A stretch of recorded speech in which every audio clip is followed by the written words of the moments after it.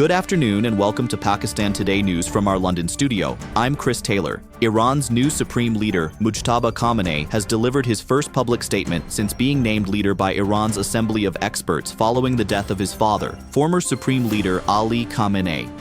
Speaking on state television on March 12th, Mujtaba Khamenei stressed that Iran would continue resisting external pressure and would not surrender to what he described as foreign aggression. He also said Tehran would continue using the potential closure of the Strait of Hormuz as leverage against its enemies. Khamenei called on neighboring countries in the region to adopt friendlier policies toward Iran, while warning that Tehran may seek compensation from the United States and Israel for damages caused during recent conflict. Despite earlier reports suggesting he had been wounded, details about his condition remain unclear. Meanwhile, Israeli Prime Minister Benjamin Netanyahu has sharply criticized Iran's new leader, describing Ayatollah Mujtaba Khamenei as a puppet of the Revolutionary Guards. Netanyahu said the Iranian leader's failure to appear publicly raises questions about his authority.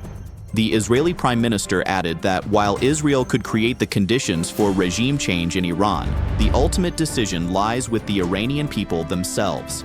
Netanyahu also said Israel is determined to prevent Iran from relocating its nuclear and ballistic missile projects underground.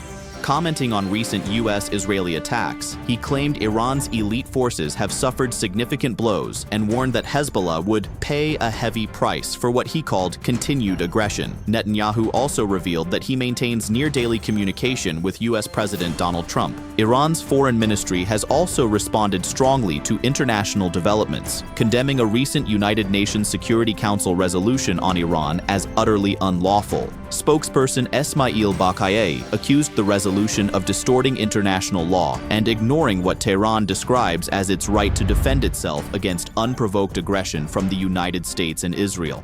Baqai said Iran has no intention of violating the sovereignty of neighboring countries and insists it has exercised maximum restraint during the ongoing tensions.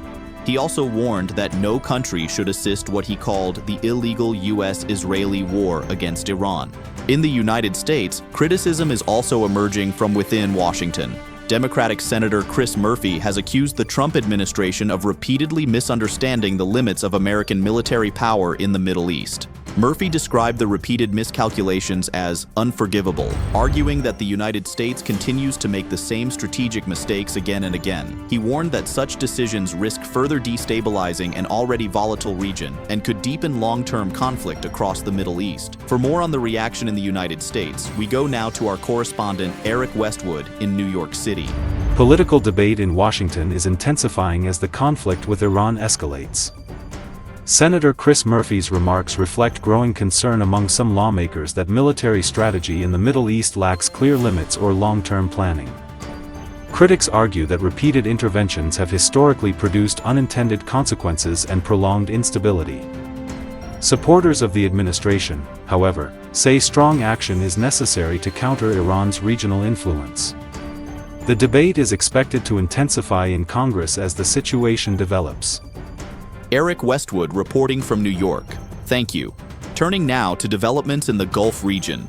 Bloomberg has allowed its Gulf-based employees, including staff at its Dubai headquarters, to temporarily work from outside the region amid repeated Iranian attacks on Gulf cities. A spokesperson for the company told Reuters that while most employees have chosen to remain, those who wish to relocate temporarily are permitted to do so. Bloomberg emphasized that its services for clients continue without interruption. Co-founder Michael Bloomberg also reaffirmed the company's commitment to the region, stating that supporting customers during this challenging period remains a priority.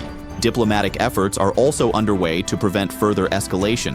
Canadian Foreign Minister Anita Anand held a phone conversation with Qatari Prime Minister Sheikh Mohammed bin Abdulrahman Al Thani as regional tensions continue to rise. The Qatari premier condemned Iranian attacks on Qatar as unacceptable under any pretext, while highlighting Doha's efforts to remain neutral and facilitate dialogue between Iran and the international community. Anand urged all sides to pursue de-escalation through diplomacy and negotiations, stressing the importance of reasoned responses to avoid further chaos in the region. And finally, the United States Treasury Secretary Scott Bessent has said there is absolutely not any price at which he would advise President Donald Trump that the war with Iran has become unaffordable. Speaking to Sky News, Besant dismissed suggestions that financial or economic costs could force Washington to reconsider its involvement in the conflict. His remarks underline the administration's determination to sustain military and strategic pressure despite the rising costs associated with the ongoing confrontation. That's all for now. You're watching Pakistan Today News. I'm Chris Taylor.